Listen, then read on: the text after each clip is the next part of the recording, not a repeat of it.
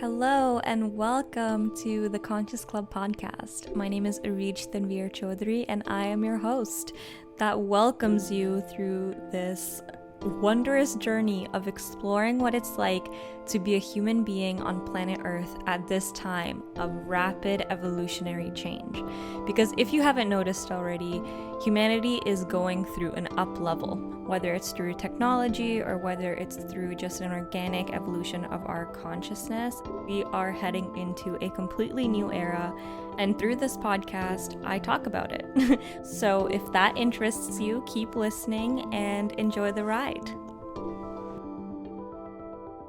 Hello, everyone, and welcome to the Conscious Club podcast. Today's episode is with my best friend and life partner, Garett MacGowan.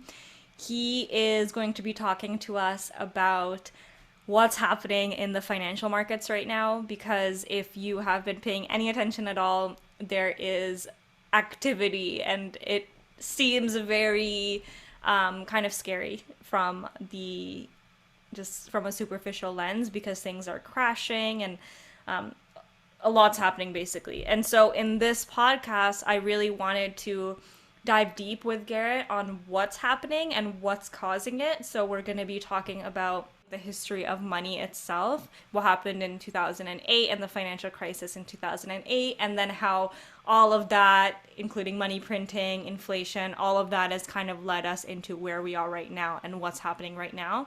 And then we move on to talking a little bit about what the high-level effects of this is going to be on the global population, on humanity in general. And we actually, believe it or not, we end on a very high optimistic note, which I am very thrilled about, because that is one of the purposes of the Conscious Club podcast, is to be able to talk about all of the issues and what's happening on a global scale right now with humanity in general, and talk about and really understand it, and then talk about the solutions to it, the potential solutions, and also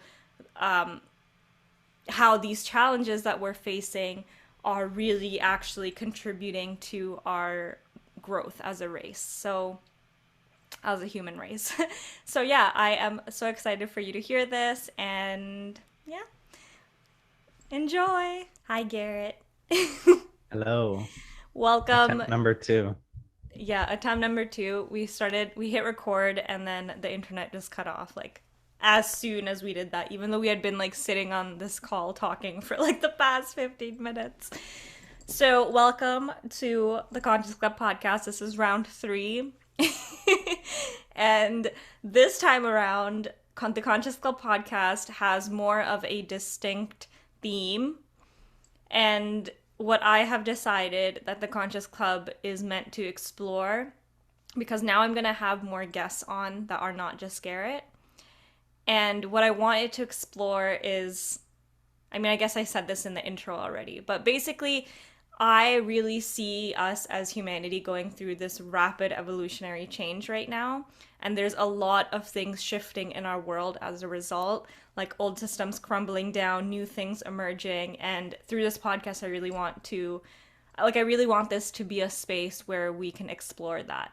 And so Garett, I really wanted to have you on as a regular, because number one, I think that when we have conversations, I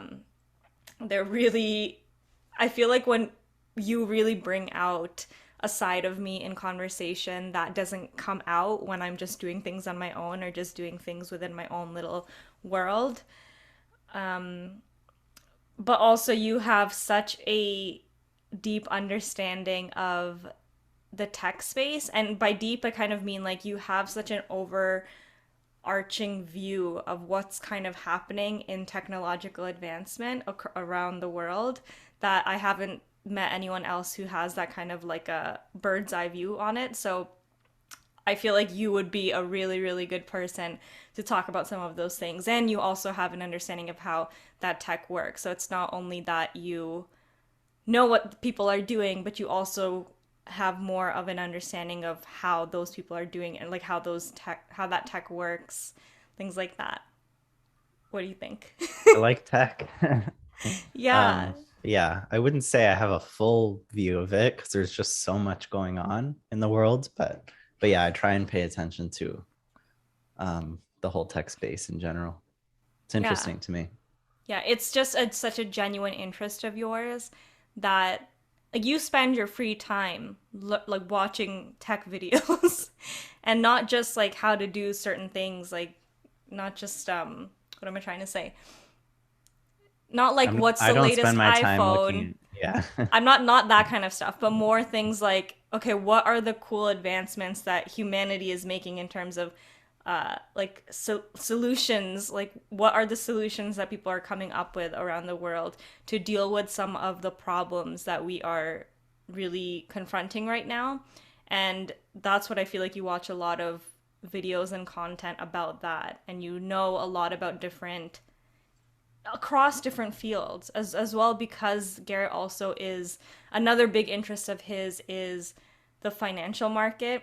Actually, do you want to explain that part, because I think that the financial market and what's going on there is going to be a huge topic of today's episode. But I would like you to just talk a little bit about what you've been doing, like when it comes to the financial. I'm just going to leave it open ended and let you see where you want to go with that. Yeah. Sure. So, um, I mean, I've always been kind of interested in financial markets, specifically around just like companies, right? What we were saying a second ago with how I'm just interested in technology. That, I mean, a lot of technology companies end up becoming public companies. And so there's kind of a mixed interest there. And then just growing up, I was surrounded with a lot of people that participated in financial markets. So one of my uncles was a day trader at one point, and so anyways, I was just exposed to it. But now I'm actually, well, actually, let me back up a bit. My last job, full-time job as a software developer, was working for a company called migrations.ml, which does basically machine learning for financial markets, specifically for bonds. And I guess it's a year and a bit, maybe 2 years ago now. Damn, it's been a while. But I left that and kind of did my own things, doing some projects mostly just for fun. So I made a automated blog, which is like using machine learning to make blog posts automatically. I made an automated YouTube channel, which you might have seen different versions of before.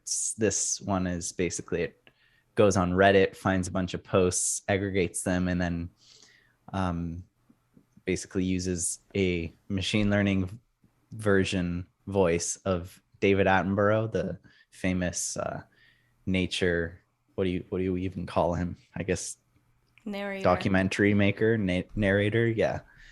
Um, and then I did a bunch of other stuff, just like random things that were fun, but nothing specifically intended to make money. It was all just kind of passion projects. Not to say what I'm doing now isn't a passion project, but um, there was no intention of making money with any of those projects.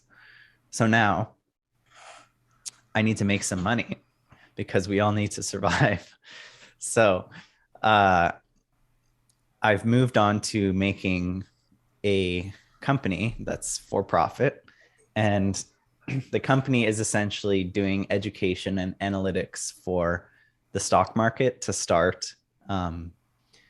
Basically teaching people how to invest, teaching people about money, about investing.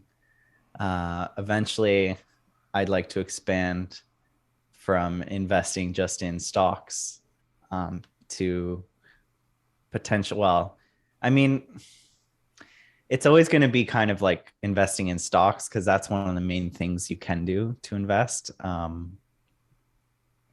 But investing in stocks right now is through traditional means, i.e., the stock market. But hopefully eventually as crypto becomes more developed, uh, companies will start listing their stocks through crypto exchanges, which I think would be really good for the ecosystem. So yeah, just kind of working on things all around the investing path, but right now focusing on helping people with stocks. Yeah. And so, because you're doing that, my assumption is that you have a high level understanding of the stock market and the financial markets and even the crypto space, because even though that's not part of the product that you're working on right now, it is something that, like, crypto's, one of the first people that I knew that even started talking about crypto. I feel like it was on your radar before it really went mainstream. And so I really, in this episode, want you to. I guess we can. Wait, actually, first of all, would you like to share your product? Because you've started doing social media for that. Would you like to reveal it in this podcast? And it's okay if you don't want to. Yeah, we can. Yeah. So the name Garrett's. the Wait, name of the hold on. what? Garrett's been like making social media posts, but he's like been too scared to like actually share the Instagram with anyone, and he's been No, keeping the my name of the plan company and everything secret. But I feel like it's ready to be my put plan out. was yeah, my plan was to make a few posts just so there's something there for people to look at when I announce it. But anyways, I was gonna say something else. I can't remember, but yeah. So the name of the company is called Wealth Conscious. Um, the website is not up yet. I'm going to be working on that next, but I've got a YouTube series on my YouTube channel that is kind of going through the process of building this company. Um, right now, I haven't been posting very often because I'm really in the weeds with the work, just trying to get a bunch of stuff done. But yeah, I've got probably 6 or 7 videos up on my YouTube channel just talking about the process, like really in the details. So if you're technically minded, that might be interesting to you. Otherwise, it's the first few videos are probably a little bit too technical, but yeah, so I've got that. And I don't know what else I should say about it right now, just that I'm Just working say on that you building have it. an Instagram account and that Oh people yeah, should follow my you on your Instagram account. my Instagram, I don't even remember what the tag is. I think it's At Wealth Wealth Conscious Conscious app. app. Yeah. Yeah. Uh, so you And can I'll check leave the that out if you're links in the interested. yeah, I'll leave the links in the description as well I'm for also setting up a everyone. Twitter, although I currently am just cross posting stuff from the Instagram to the Twitter because I don't have enough time to do I think everything that's right what you now. should do. I don't think you ever need to not do that. Well, I'll always be doing that, but I might also just make commentary on the current news or whatever Yeah. if I find it necessary. But And what are you so yeah, posting on the Instagram right now? Like, why should people follow your account? yeah. Right now on the Instagram, I'm posting essentially educational tidbits on investing, all the ideas around investing, why you'd want to invest.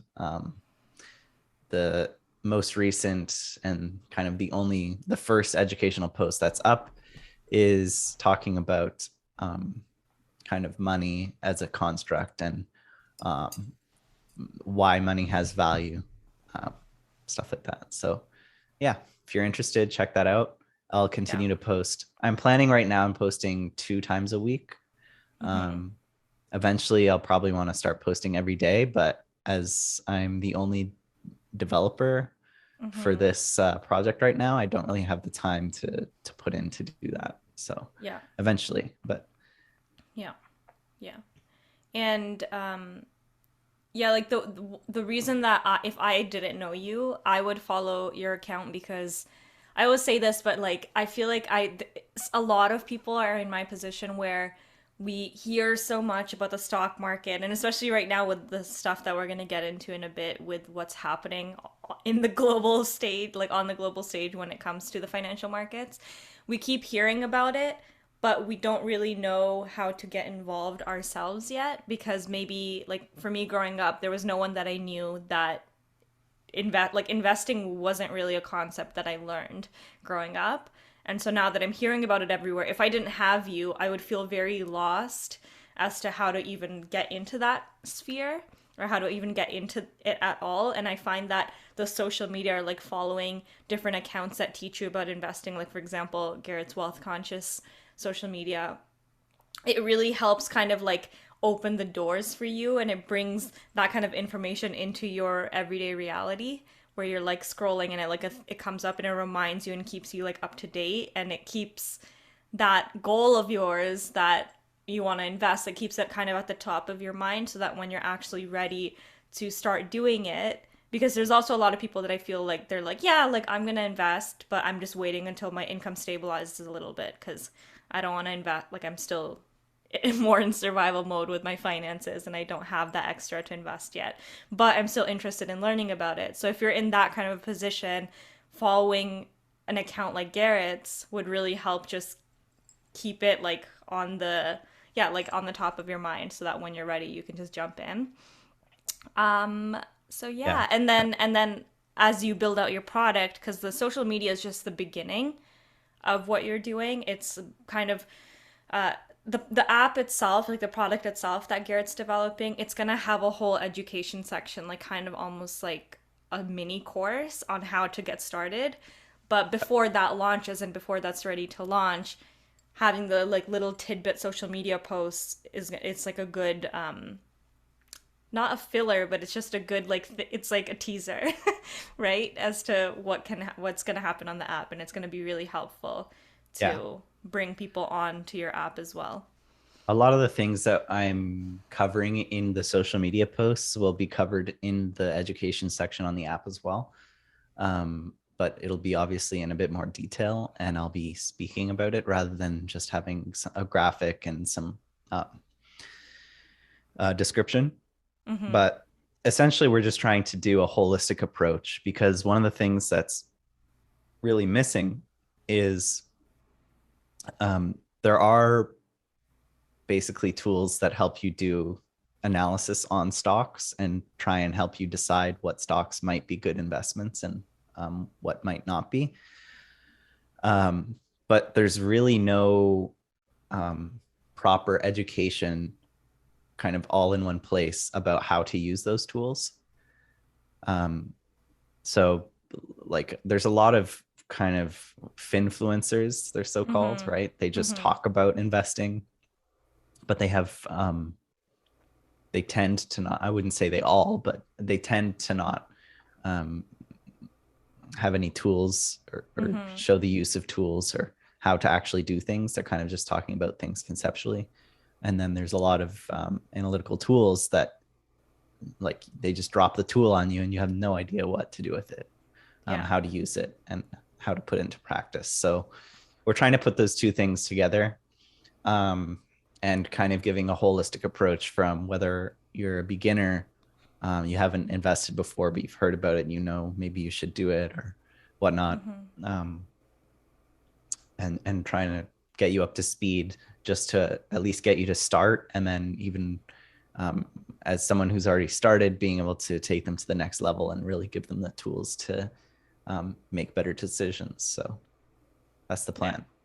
Yeah. So, yeah, okay. So, moving on to the next thing that I wanted to talk to you about.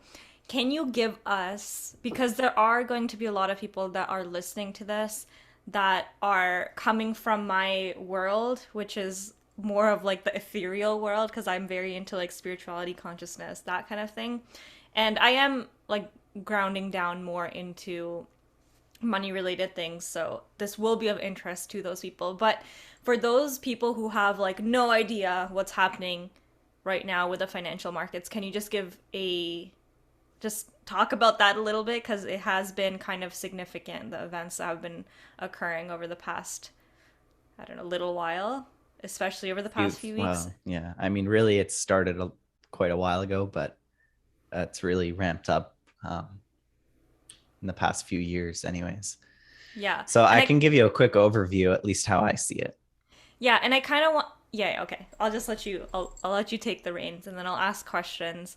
But I Yeah, think that stop me whenever something doesn't make sense or you want me to elaborate. yeah. Um, But the reason I really want to bring this forth is because, in terms of the theme of this podcast, like what's happening with the financial markets is such a big indicator that things are shifting in our world, like at a really deep fundamental level, because money is what moves everything, like every people, like so much of what is created in this world, like underlying it is the intention to increase resources, and like the flow of money kind of underlies everything that happens in the world, including all the global events that we see. And so whatever is happening right now, it's just very interesting, and it's going to be very interesting to see where it goes. But yeah, start with the overview, and then I'll ask you questions and I'll get comfy. okay. I don't know how far back I want to go, but I guess we can start with um, 2008. So in Okay. 2008, there was a big financial crisis. There's lots of movies that have been made about it. Um, you can look some of Really, those up to get more details, but like The Big Short, right? yeah, Yeah, yeah. that was a good one. So essentially, I won't go into the full details because it'll take way too long, but there were problems in the financial markets to do with banks and essentially the housing market. And what happened was the government decided to kind of bail out those banks.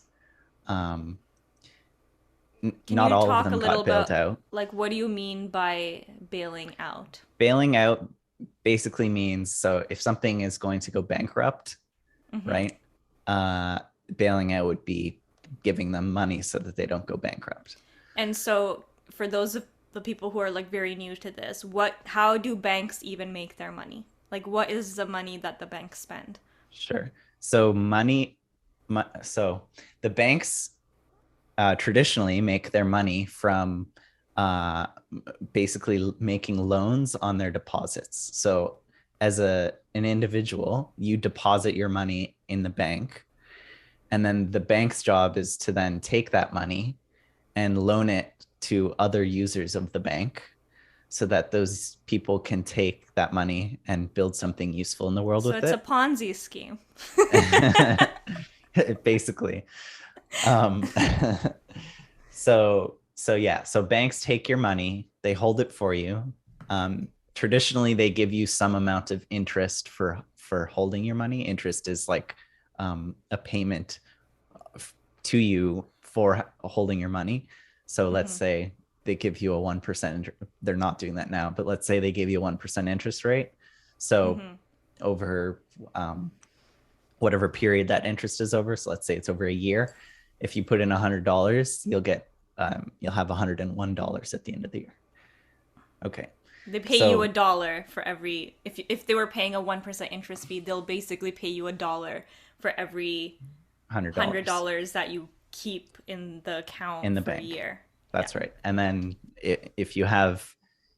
if you keep it in for the next year, now you have the interest being applied to the $101. So you Hmm. get a little more and more and more. It's compounding over time. Yeah.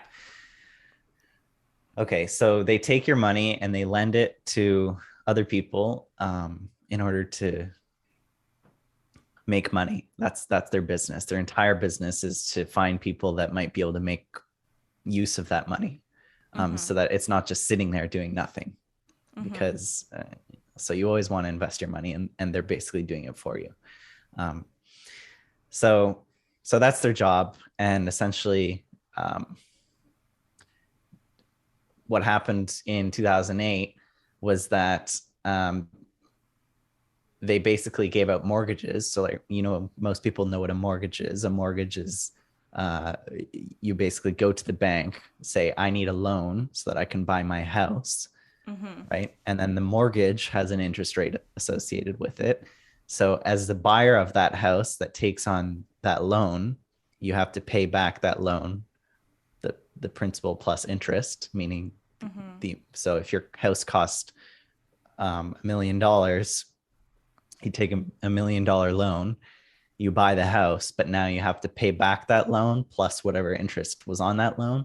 So you'll end up paying more than $1 million for that house. And that difference between the $1 million and whatever you end up paying after you pay down all the interest is the money that the bank makes.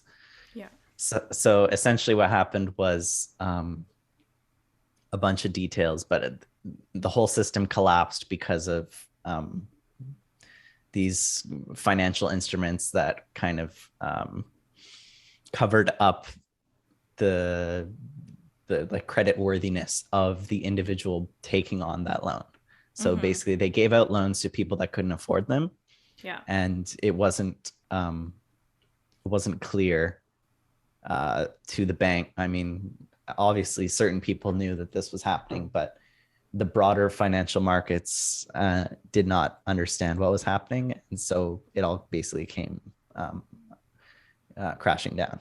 Yeah, and if you want to really understand the details and what happened with it, that movie that we just mentioned, The Big Short, with Ryan Gosling, I think, that's a really good movie that is not super dry. Like when I first watched it, I didn't know anything about the financial markets, and I was like kind of intimidated to watch a movie about a financial market crash, but they do it in a way, it's like a Hollywood movie, so they do it in a way that's very accessible and easy to understand. But yes, continue. It's there's quite a few good movies about it, documentaries and all that sort of stuff. So anyways, the markets came crashing down. The problem is that the banks where everyone has their money, if those crash, nobody has any money. So it's a big problem, right? It's like if you stored your money in a house and the house burned down, like that's a huge problem. So they want to make sure the house doesn't burn down. Yeah, but also then people had money in the banks, but the bank had loaned out. So if I like put $100 in a bank, and then the bank had used that $100 to give it to someone else to make more money off it, basically. Right. And then they lost that money. And so basically, then the bank came back to me and was like, oh, we don't actually have your $100 anymore that you put in here that you thought was sitting there. Yeah. Yeah. It's like at some point they realized that they weren't getting their money back. Yeah. And so that's the issue. Yeah. Because all it takes is for those house prices to start coming down, and then you realize, oh crap, I'm not gonna get this back. So anyways, that whole system crashed, and the government had to do something about it because otherwise the economy would basically collapse because of these risks to the banks. And what does it mean when people say the economy will collapse? I know that's a very deep question. So I can give you a specific example. It's kind of related to what's happening now more so than back then, but there's lots of ways an economy can collapse. But essentially, I mean, in the case of 2008, it's like if everyone lost all their money, then no one can buy anything. Therefore, no one's buying anything. If no one's buying anything, people will stop making things to buy, because why would you make it if no one's going to buy it? So then basically the system degrades like that. Or it could be a collapse in terms of like your purchasing power. So in the case of something called hyperinflation, which has happened in lots of countries all around the world, and it basically your money becomes worthless. So even though you might still have $1 million in the bank, if your $1 million, it could become so worthless that you can only buy like some bread with it or something like that. Yeah. Yeah. So there's lots of ways that economies can collapse, but essentially it's when, I mean, you can ultimately think about it in terms of, are people still transacting with each other? If people aren't trading still, then the economy's not working. Okay.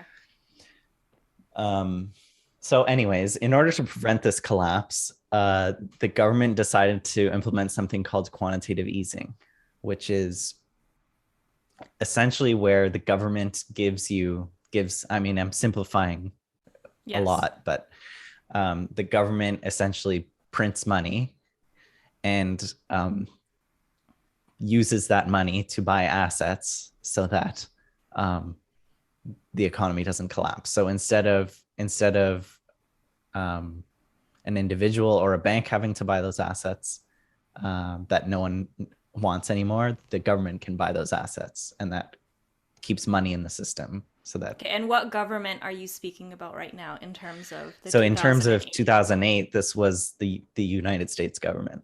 Okay.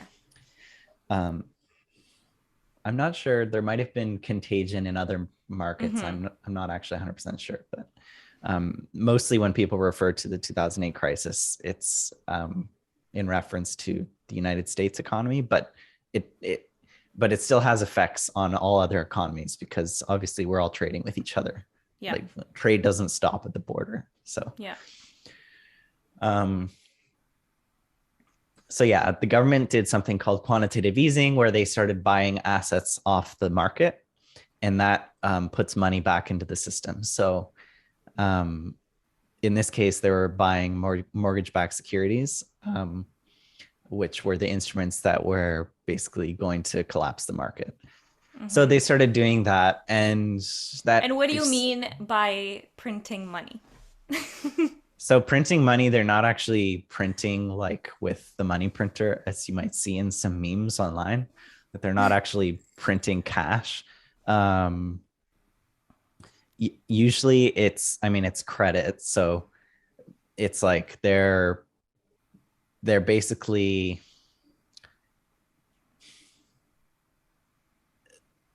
they're they're not actually they're not printing cash. They're basically adding they have their computer, right? And they can add, imagine it like an Excel sheet, and they say, okay, we have this balance on our balance sheet. Okay, so it's like a record in there. It's not an Excel sheet, but imagine it like that. Yeah. So it says our account has this much money. Okay, we're going to credit our account with this much money now, and then we're going to use that those credits to then buy these assets. So And so now, where is that credited money coming the, from? the credited money comes out of thin air. Yeah. So they just say, okay, now we have this much money. Now they swap that for the assets that they're trying to do the QE with. So in this case, in 2008, it was mortgage-backed securities. So they swap it. So now they have the asset, which is their mortgage-backed security on their balance sheet. And they now gave this credit, this money, it's now money effectively to the counterparty. So the bank in this case.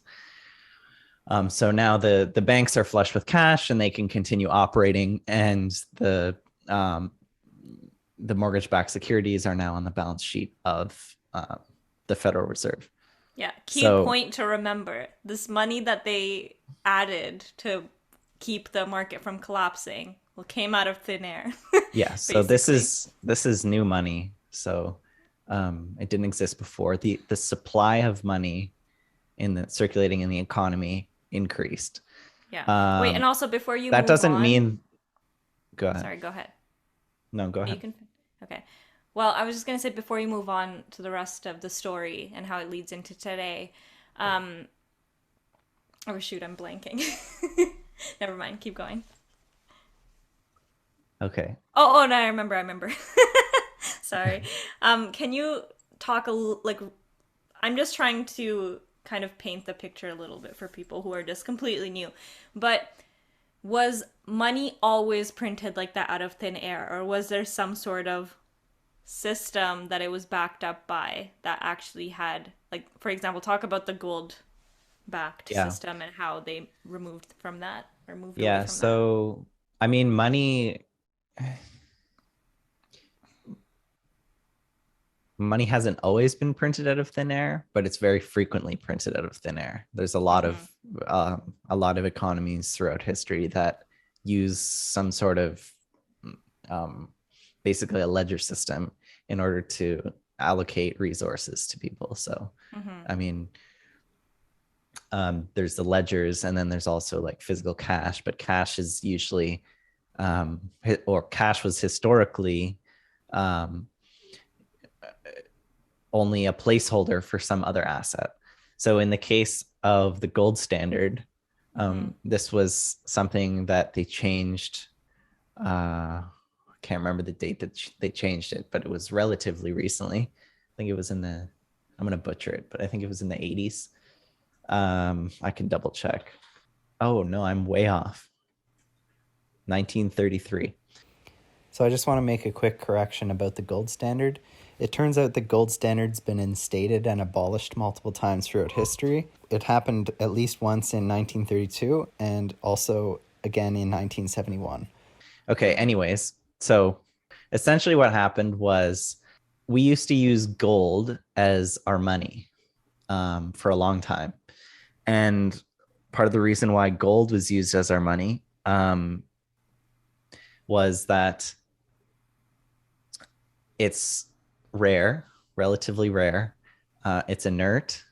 It's shiny. What do you mean by inert? Inert meaning like it doesn't react with much in the environment. Okay. So essentially it doesn't just disappear over time. You mean Like like so the if you, actual material of gold yeah, the itself? material. So Yes. it's like if you have steel in a warehouse, if you just had steel coins, right? If Mm-hmm. there's too much humidity, the steel coins will rust away Okay. if they're not stainless steel. So we used gold for a long time. It's rare ish. I mean, there are other metals that are also rare, like gold. Mm-hmm. My kind of hypothesis, though, is that gold has this nice property that it's pretty rare. Um, it doesn't disappear over time, and it's shiny, so people can spot it Yeah. easily. I think that's part of it. Mm-hmm. So, anyways, gold was kind of this standard, and I mean, another, because it's rare, you can't just create more out of thin air. You have to put in a lot of effort to mine it, and that kind of relates to um, how Bitcoin works. But that's another story. Yeah. So um, essentially, the way it worked was you would have gold, and you would store your gold at a bank or some central authority, and they would give you cash for that gold. So basically the cash is just a receipt for you to be able to go to the bank and get the gold out of the bank. Mm-hmm. Okay. So that's what gave money its value, its connection to gold. So in the 30s, they essentially took the gold standard and got rid of it. And they said the dollar is no longer worth you can no longer exchange your dollar for gold. Mm-hmm. So, and there's a whole bunch of reasons why one might want to do that. But a good one is so that you can start printing money. And Yeah. yeah, I don't know why I said it was in the 80s because that makes no sense. Maybe because the Um, three looks like an eight visually. maybe, I don't know. Anyways, but this kind of relates to being able to fund the war, right? Because Mm-hmm. when we went to war, okay, in The you have to 40s. start, yeah, you have to start printing money in order to fund that war, because Mm-hmm. who's going to pay for it? Yeah. The people aren't going to pay for it. Well, Yeah. they'll pay for some of it, but they're not going to want to pay for it directly. Um, so anyways, they abolished the gold standard. That kind of facilitates um, the ability to go to war. Um, Mm-hmm. but that has consequences from that point until now, which is that governments can freely print as much money as they want. Yeah. Um, so yeah, that's kind of the issue. And what happens when you print money is that your money becomes worth less, because if the amounts of goods and services in the economy that you want to buy stay the same, then if there's more money in the economy, there's more dollars competing for that same amount of goods and services. Therefore, it costs more to buy those goods and services. Okay, so now let's fast forward to today. So 2008, they basically bailed out the economy by using quantitative easing, by printing this money and buying assets. So, and they said, okay, this is a one-off thing. Like, we're only going to do this in order to save the economy. Now we won't have to do this in the future. We can start selling off those assets that are on our balance sheet in order to basically pay off the money we just printed. So they were able to sell off some of the assets, but they were never able to get away from the addiction of quantitative easing. So fast forward, now it's 2020, and we're in a huge global crisis because we've got the pandemic, and we're locking down all of our cities. We're trying to stop people from manufacturing, making things. So if they're not making things, we need, no one's making money. How are people going to survive? Okay, let's, first of all, let's basically do QE for companies. And then we're also going to do a huge stimulus check. So the QE for companies is basically buying government bond or corporate bonds so that you can keep those companies afloat. So corporate bonds are just, it's like the company is taking a loan, and the loan is the bond, and the loan has some interest rate associated with it. That's called the coupon on the bond. So basically they're buying these bonds in order to give these companies enough money so that they can stay alive during the lockdowns. So they can pay their bills, right? And the idea, obviously, again, is that they can pay down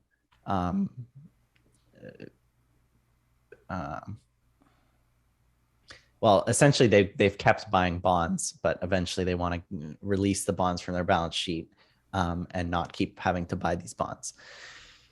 So what does that do? That injects more money again into the economy. So they print the money, they poof the dollars onto their balance sheet. They then swap those dollars for the assets. Those dollars are then introduced into the economy via these companies. These companies have more money to spend that they didn't make from making goods and services. That money eventually makes its way down into the economy to you and I. But then another big one was the stimulus checks that were handed out at the start of the pandemic and continuing many months into the pandemic, actually years, I think, right? At least in Canada, or I at think least a it year. went to, I think it was even more than a year. I think the COVID relief literally went on to like October 2021 in Canada. Yeah. So, yeah, anyways, basically they did a double whammy. It's the one, there was QE through the Fed, and then two, there was these stimulus checks by the government, basically signing them into existence. Yeah. So so yeah, that adds a ton of money into the economy, and what that's led to now, along with, I mean, it's kind of multi-factor. Everything in the economy is multi-factor. So when I say something, yes, that's probably part of it, but there's also a million other things that contributed. So, I mean, one of the other things, well, okay, sorry. Let me say what the result of that is first, and then I'll say what other things contributed. So the result, part of the result of that money printing was that goods and services started to get more expensive because you have more dollars in the system, more competition for the existing goods and services, and therefore the prices go up. So what we're seeing right now is really high inflation, meaning the amount of stuff you can buy for the money that you have in your account is going down. So for every dollar you spend, you can buy less and less over time. So today, maybe you can buy a bun, maybe tomorrow you can buy half a bun. Okay, but With the it's not really same amount of money. with the same dollar. Yeah. But it's not that bad yet. Although it's kind of scary because right now I think the last inflation reading was 8 point something. So, and then I just saw one the other day. I think in Europe somewhere the inflation is up to 9%. So what that What means does is that mean? that Yeah. um, what that means is that, and okay, I've got so many things to say about this. I'll try and keep them straight. So um, over 1 year, you can buy, let's say you have $100. Okay, so let's assume inflation was 10% just to make it easy. Okay, so over 1 year, what you could buy with $100 at the start before the year, you can now buy it, and now takes 10% more money to buy the same things. Mm-hmm. Okay. So now you Oh, need okay. basically $110 in order to buy the same goods and services Mm-hmm. as you could a year ago with $100. Okay. All right. So, So that's what the um, percentage is. So it's like how much like more in a year, like the time duration is a year with those yeah, readings. it's over a year. But they update the reading I can't remember how often they're doing it now, maybe every month, but they update it frequently.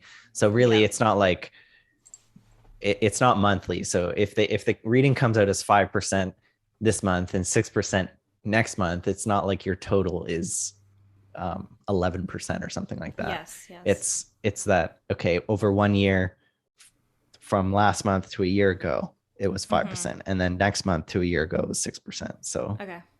So you have to be careful with how you interpret that. But the point is, it's not good. You don't want to lose 10% of your bank account every year. Mm-hmm. And it could go higher, right? So, Yeah.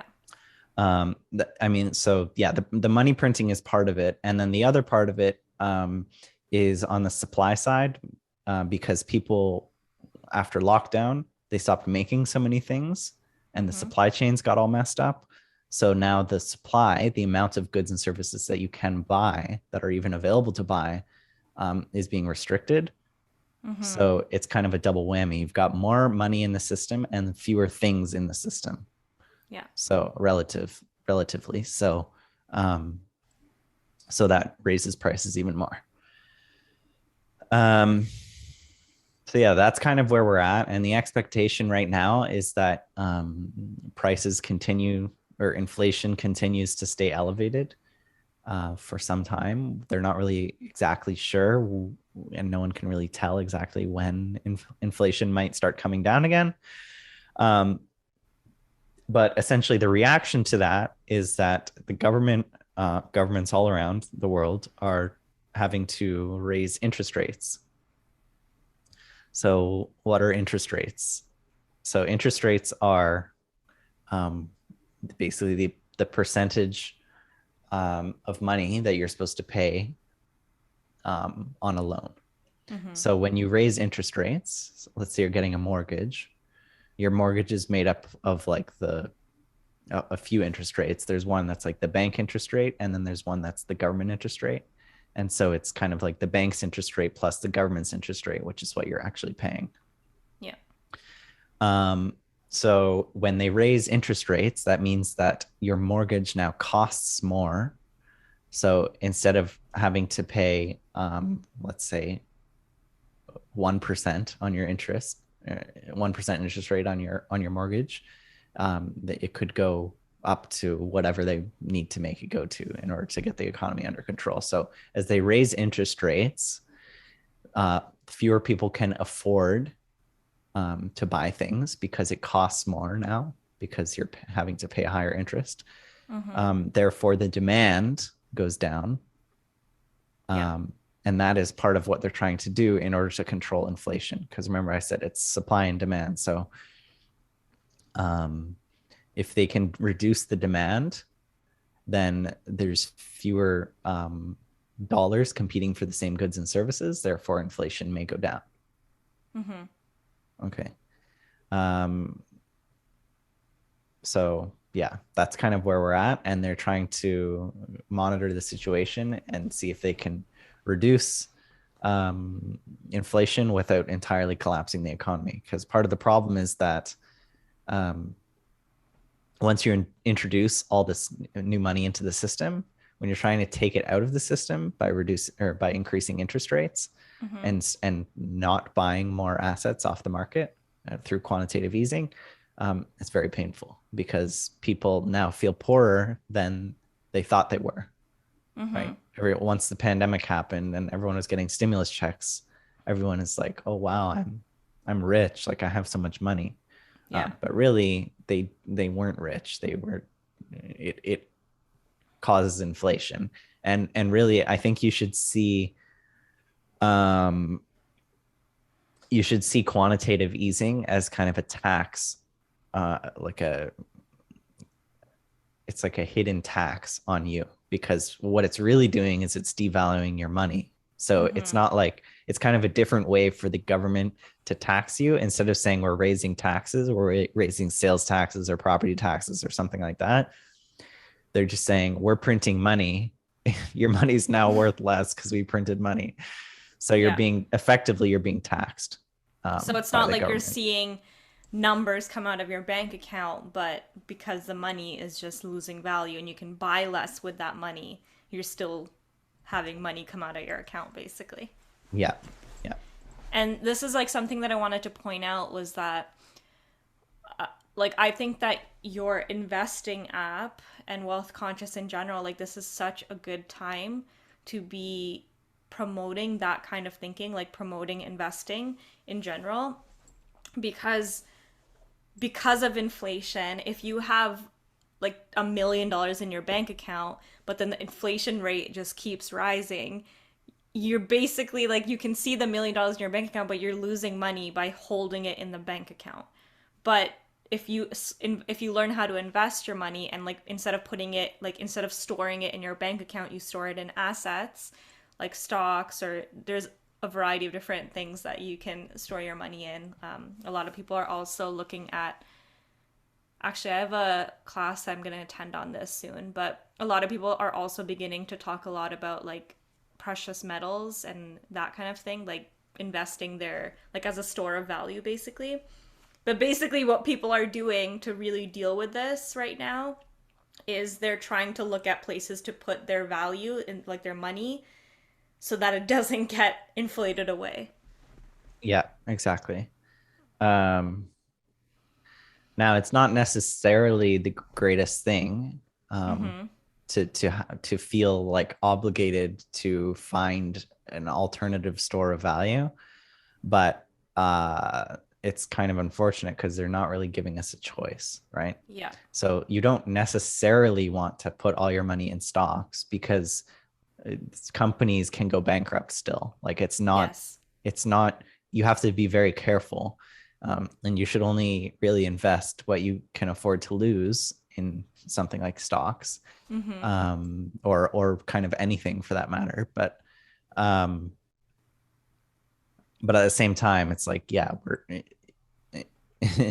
keeping your money in cash is not stable. Like it's going down in value. Mm-hmm. Um, and if anyone listening just asks their uh, grandparents or parents how much, um, I don't know, gas cost or how much a bag of chips costs or milk or anything that you buy on a weekly basis now, back when they were kids, you'll know that your money becomes less and less valuable over time. Mm-hmm. So, so yeah, investing is just one of the ways in which you can kind of um, uh, keep maintain your purchasing power um, over time, and not only maintain. If you do investing right, you will increase your purchasing power over time, Mm-hmm. because again, if you think about what the economy actually is, it's not about the money in the system. The money is only worth what you can exchange it for.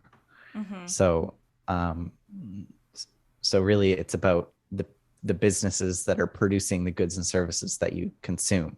So if you own parts of those businesses, those productive businesses, then really you're owning the, no matter what the current value of the dollar is, they're just going to reprice their goods and services to the current value of the dollar. Mm-hmm. So if inflation is running at 10%, next year they're just going to increase their prices 10%. So if you're an investor in that company and they continue to be profitable, then you will be getting money at the going rate of whatever it should be worth at the time. Yeah. Okay. And I just have to pee, and then I'm going to come back and ask you another question that will lead us into the next part of this conversation. One sec. Sounds good. Okay, we're back. And my bladder is empty. Okay, so if I was a listener and this was the first time I was hearing about this, it may have, like, it may cause me to be feeling a little bit of anxiety right now. Mm-hmm. And so the next part that I want to talk about is more of like what are, first of all, what is your strategy, because you know all of this, and like for your own money and what you're doing, like even if you don't have it, I mean, I'm sure no one has it all figured out yet because things are also like continuously changing. um but let's start with that. Like, what is your strategy with your own resources that you are kind of planning out or to deal with this right now? Yeah. So obviously, this isn't investing advice. Everyone should do their own research and come to their own conclusions when And follow thinking about their Garrett's personal app. finances. But And follow yeah, I Garrett's mean, social media. World conscious. even that, it's not investing advice. I'm just trying to educate people Yeah. on the potentials of what may or may not be good. I'm not here to claim that I'm the kind of Guru. um yeah, any sort of Soul. guru or someone that knows exactly what's going to happen. But um like I said before, the real economy is the businesses producing goods and services. So you want to be, essentially, for the economy to be thriving, everyone should be producing more than they consume, because and then there's a surplus of stuff for people to consume, right? Mm-hmm. So my general philosophy, um, for not losing purchasing power to inflation, would be to own businesses that produce goods and services that you actually use, and can foresee yourself continuing to use um, in the future. So um, basically, if I were to look at the stock market, there's a lot of companies that do a lot of things, and some of those things, especially in a down market, i.e., where things are becoming less valuable, um, some of those things are not so useful. Um, like, I mean, we can do a case study right now quickly. If we just take a look at like the things you actually need to survive, right? Mm-hmm. If people's financial situations are tight, things like Netflix, which just Mm-hmm. recently crashed significantly, um, are less valuable, right? If you're trying to be able to afford your food and your housing and your heating, Yeah. uh, things like Netflix become optional very quickly. So for me, I'm focusing more on what are the things we actually need, um, but also focusing on things that are um, going to produce long-term value. So, what do we need now, but what do we also need in the future? Like, looking down the road 10, 20, 50 years, what are the things that um, I think, or hypothesize will be really important in the future? So, Mm-hmm. I mean, like, we're just talking about Netflix. Like, there will always be entertainment, but it doesn't necessarily have to come from Netflix. Mm-hmm. Um, uh, on the other hand, like, we need we need food, right? We need shelter. We need power. Um, if we want to keep making things, we need commodities, i.e., like raw materials for making things. Um, yeah. So there's lots of ways you could invest in this scenario. But I think in general, you want to invest in things that you would actually use yourself, Yeah. especially when times are looking uncertain. Yeah. I And was the going to other say something else, end but I of can't that remember. that I feel like makes me feel calmer about all of this is that everyone is in the same boat. Like it's not just one person losing all of Oh, their yeah. value and their it's kind of like everyone is in the same boat. And so Yeah. there's a little bit of comfort in knowing that, because then you know that, I mean, you just feel it just feels better when you know that you're not the only one, and that there's people that are experiencing this like all across the globe, no matter what country they're from. It's another version of how, like, I don't know if anyone realizes this, but the pandemic and what we experienced in 2020, that was very much like one of the first things that people like all across the globe, like it was, we're dealing with at the same time. And I know we've had like world wars and things like that, but with the level of connectivity that we have right now with social media, with the pandemic, it was like we all went through it together. It was truly like humanity as one like thing, like one unified thing that was experiencing this. It wasn't like, oh, this is just this country's problem, or this is just this people's problem. It was like, oh no, this is humanity's problem.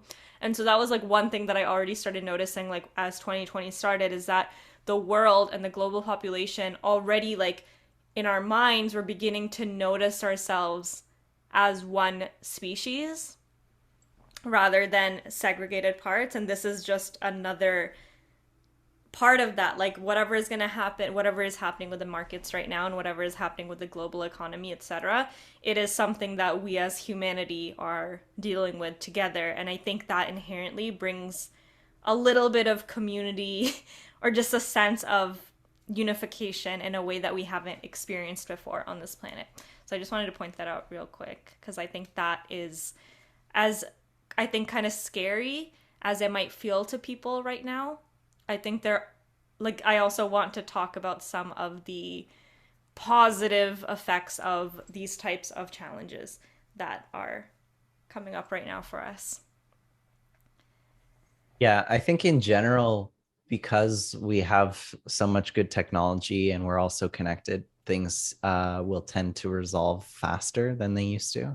Mm-hmm. Um, so, yeah, I mean, that's my hypothesis, anyways. And I think that, like, even wars and things like that, like, we're not, you know, we're not fighting with bows and arrows anymore. So when things happen, they happen fast, Yeah. um, which may or may not be good depending on the scale of the war. Um, but yeah, there's definitely some. I don't think we're in as bad a situation as we could be in, Mm-hmm. if we had not had the technology and the connectiveness that we have now. Yeah. And another thing is that with this, like what you were saying about earlier with just the case study of Netflix, and how what we're going to be seeing more of is that people are going to, like, because the amount of purchasing power that they can spend less money, or like they can buy less things, they're going to start being a little more selective about what they're buying. And that is going to remove a lot of the, I feel like, the junk that's out there Yeah. that we like, our overconsumption problem. I think that this is really like it's not the least painful way to deal with it, but I do think that this is going to start to, this is like also tackling that overconsumption problem that we as human beings have in the modern age of just like consuming things just to consume, and now we're being limited. And so it's going to really prompt us to think about, do I need this? Right? And when that happens on a mass scale, like on a global scale, then certain industries and certain things that are not actually producing much value but maybe have been hyped up or have like an inflated value just based on marketing and just a fake value on it, like even those are going to start being snipped away, which Yep. I think is a really positive thing over time because Yep. it All is the like, companies that aren't actually providing value will start to disappear over time. The longer the, I mean, we're not technically in a recession yet. We need two quarters, i.e., half a year mhm, of negative growth in order to be classified as a recession. But I'm pretty sure we're going to be in a recession if we're not already in a recession. mhm, So yeah, all the companies that aren't producing things that have immediate value to people, um, and that they need to continue purchasing to survive or whatever, will become a lot less desired in the economy. yeah. And I do believe that it's going to be uncomfortable for many of us because a lot of us in the world right now, our sense of identity is very much related to our stuff and what we buy and how like our lives are so intertwined with what we consume that a lot of us actually inform our sense of identity by that. So for example, people who like so many of us tie our self-worth to money, right? It's like, okay, I have this much money. That means I can buy these things. And that's how I inflate my sense of value in myself. But that is gonna start to disintegrate a little bit too, because like you said, a lot of people are thinking that they're actually richer than they are. And now they're gonna begin to feel poorer. And that's gonna cause, I feel like, a big ego death, I find, on a collective scale, which if anyone has had any ego deaths or like dark night of soul experiences, they're super painful and uncomfortable in the moment because it feels like your reality is disintegrating. You don't know like which way is up. You don't know how to move forward. You just feel very like lost and disoriented. But as you come out of that, what you come out on the other side is just a more integrated and more stable reality in general that you look back and you're like, okay, this is definitely better than where I was before. But that it doesn't undermine the fact that that experience of that ego death wasn't painful. So I think that's what we're also moving through on a collective scale with the financial, what's happening right now. But it's like, yes, it's uncomfortable in the moment and there's an anxiety that I feel of like, oh, what's that going to look like in my day to day and what is that, what, etc. But over when I look at it like zoomed out from a zoomed out perspective, I do see more of an optimization of society rather For than sure, a, you need to clean out the businesses that aren't doing anything yeah. And in because order to have nice things. yeah, yeah.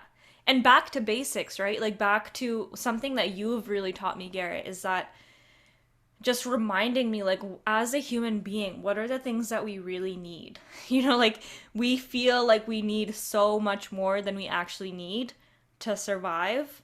And at the base of it, it's like food, shelter, like it's basic necessity. And it's like as long as it's kind of seeing like the Maslow's hierarchy of needs, we have these ego deaths because we feel like we need to have, I don't know. I have a hard time coming up with examples in the moment, but maybe if someone's really tied to their identity to the amount of things that they have or the quality of things that they have, maybe they'll have an ego death Could even because be they, things like makeup, yes. right? It's like Yeah, makeup is really expensive, that's but you don't true. need it at all. You Yeah, do yeah, not that's need actually a good makeup example. at all. You don't need it. Yeah, But you don't need people love it, it, but yeah, people love it, and I and love it's tied makeup to their as well identity. because it's a form of self-expression for many people, but at the Hmm. same time, it's also a form of oppression for many people because a lot of people can't go outside without wearing makeup. So yeah, Hmm. things like that, like when if you all of a sudden couldn't if you wore makeup every single day and you all of a sudden like just couldn't buy makeup anymore, couldn't afford it, that might feel very uncomfortable in the moment because you're like, oh shit, now I have to deal with all these insecurities that come up that I was masking, literally masking with makeup, and now I don't have that coping mechanism anymore, and so now I have to learn how to be okay without it. And so it's super uncomfortable in the moment, but when you come out of it and you stabilize yourself within that, then on the other side you're like, oh, now I actually feel like I have choice when it comes to where if you can afford makeup again in the future, then it'll be more of a choice. Like, or you're like, oh, okay, well, I don't actually feel like I need it anymore. I can see it for what it is, which is what it always was, which was a desire, not a Yeah. need. Yep. So a lot of that is gonna start untangling like our tangled up ideas of what we actually need, which I think is a really, really, really positive thing in the long term for because it is like we give so much of our power away to these external things like makeup, like money, like all of these things, and it informs our how good we feel about ourselves. But when we don't have those things, then we have to find more inherent ways to feel good about ourselves, and then that's is unshakable. Yep. Yeah. Agreed. Um, and so like this is I'm so excited that this is coming up right now because this is exactly why I want to like this is why I want to do this podcast is because I want to be able to like talk about the problems like you just spoke about and then talk about the higher level like optimization to society that's occurring because of it. And this is really something that I've learned through my own traumas and realizing that traumas or challenges that we go through, we grow through them and we come out on the other side as long as we don't give up and don't like end life there. If we are able to come out on the other side, we learn ways of being that help us. I mean, we come out on the other side in a better reality than the one we left, right? And so I see that with everything that's happening globally as well, with humanity in general. And this is why I believe that we're entering a golden age era rather than a apocalyptic dystopian era. And it's interesting because many people, when I say that, they're like, what do you mean? Like, how can you say that we're entering a golden age? But like, I We're see in the it. golden age right now. Yeah, but People even don't more. realize. I know you're saying even more so because they're going through some like we're having trouble right now obviously with the war and Mm-hmm. lockdowns and the economy and all this stuff, but even considering those things, like we're living in a time right now with all those things happening that's like orders of magnitude better Yeah, than 100 years ago. that's true. So it's like we're in a golden age, we're just on like a little dip in the golden age, you know. Yes. So as long as we don't dip into nuclear war, we'll be on a pretty good Yeah. path, And I I think we think. already kind of decided collectively, like when the whole Russia Ukraine thing started, like that was a big fear of people. And then we got on the other side. Like, I don't think that that's what people are fearing anymore. And I think that was a good, not, I mean, it's not a good event, but I'm saying that was a marker of like, okay, at least everyone seems to be on the same page with something like nuclear war, right? Yeah, so far it doesn't seem like it's escalating to that. Um, But I don't even Knock think on it wood that it will. won't. It just Yeah. does not make I any don't think logical it sense. I don't think it's I don't think that there's any way that we go into an all-out nuclear war and all sides start launching everything they have. I do think that there's a small chance that one side tries to use a small-scale nuclear weapon, um, but I don't think it would escalate past that. That's just my opinion, but and also I guess my hope. No, I mean, why is there hope not that nobody would use it even on a small scale? Like, it still is not something that I guess what people, I'm saying that is would that make sense for people to do. even if someone used a nuke, I don't think it would escalate into an all-out nuclear war, is what I'm saying. Yeah. But do you think that someone would actually even use a small scale nuke? Like, I why? don't know. I don't know, I but mean, I I guess think the people it's out there are pretty insane, so. yeah, it's more likely than I wouldn't say it's more likely than not, but it's in terms of nuclear war, I think it's the only possibility. I Well, see. okay, obviously it's everything is possible, but it's the only thing that has a non-negligible possibility, in I my see. opinion. Okay. And one of the last thing that I wanted to touch on before we end in regards to the financial system, and I'm sure we're going to continue talking about this because I'm going to be having you on like once a month. So I'm sure we're going to be continuing to talk about this as new things happen and stuff. Oh, and as well, I think in the next episode that we do together, we can talk a little bit about crypto and what's happening in the Web3 space as well, because that is something that because many of us are beginning to see that the old financial system is like really having a hard time. And so we're giving more of our attention and focus on potential new systems that can not like necessarily fully replace that, but can begin to like integrate with the older system to kind of crutch it and then eventually maybe shift completely to that new system. But I think this is like a very long podcast, so I don't want to get into the crypto and digital asset thing. I can say something really now. quickly on that, right. though. The Web3 and replacing the financial system are two different things. But yes. Yeah. But Web3 is more of like a environment that can hold the new system, though, isn't it? No, I would say they're totally different. They're two separate things. I mean, yeah, they're going to integrate with each other, but if crypto takes over the financial system, it's not. I mean, it's a small piece of Web3. It's not a Web3 as people describe it, I don't think. Because then maybe I have a misunderstanding of what Web3 is. So maybe just because I'm curious now, how do you find that people like what is Web3 basically? Web3, as far as I understand it, granted, my understanding is not that deep because I'm not participating in it very much. It's basically a set of tools, crypto-based tools, like crypto we always use crypto in web technologies now, but cryptography, that is. But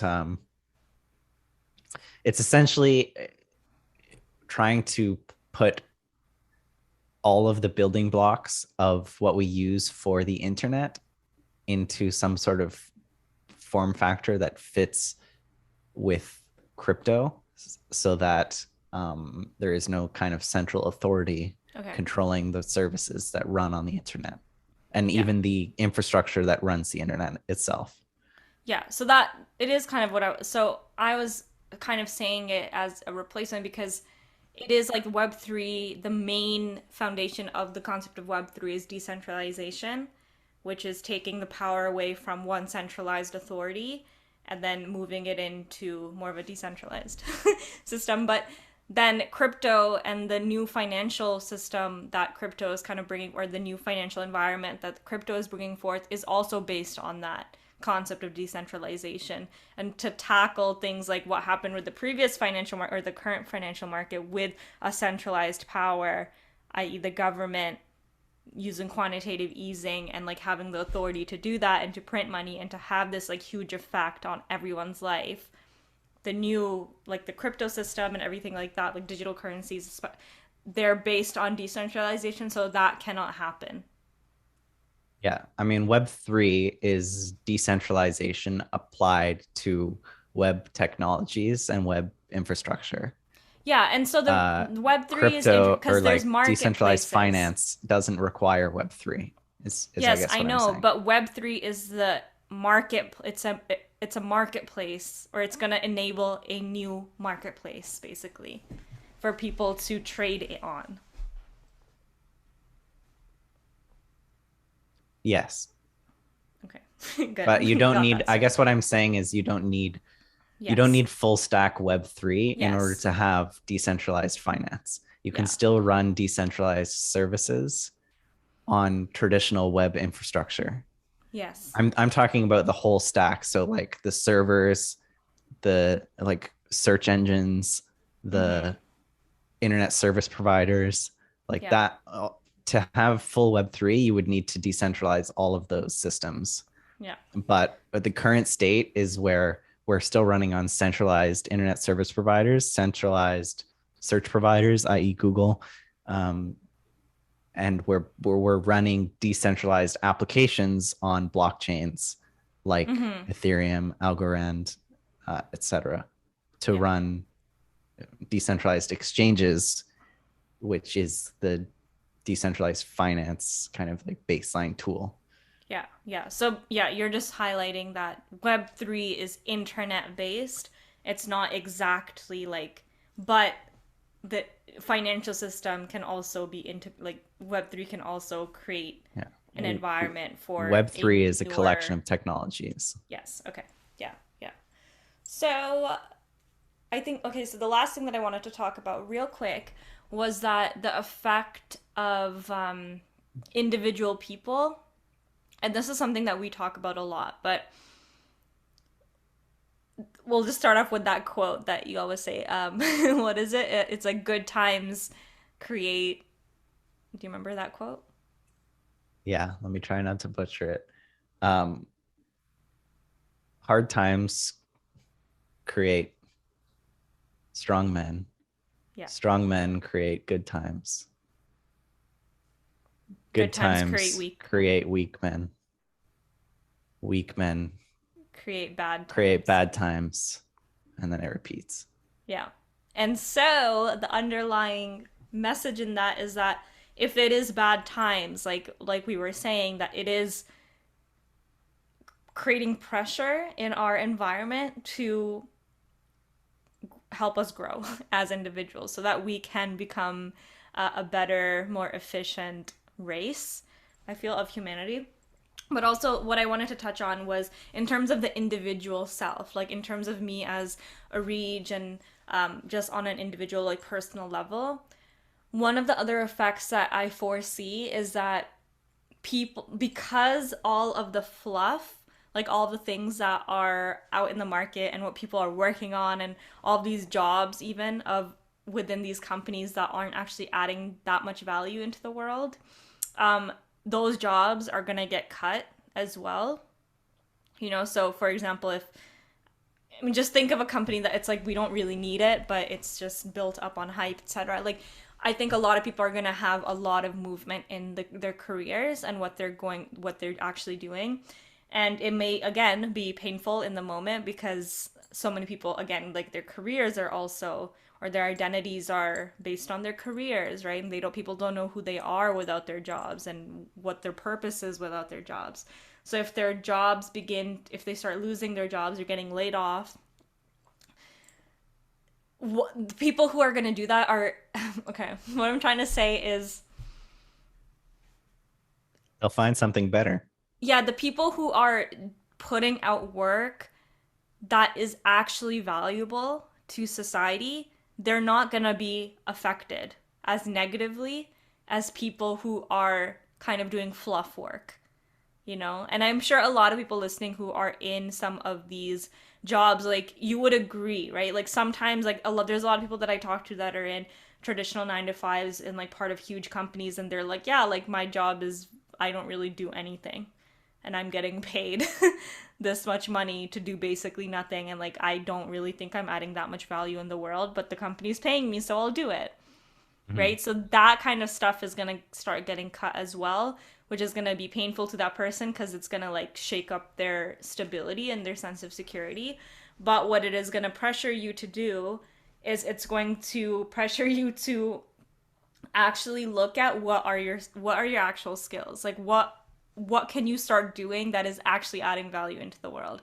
And so on a net scale, or like on a large scale, people are going to start, at least my projection is that people are going to start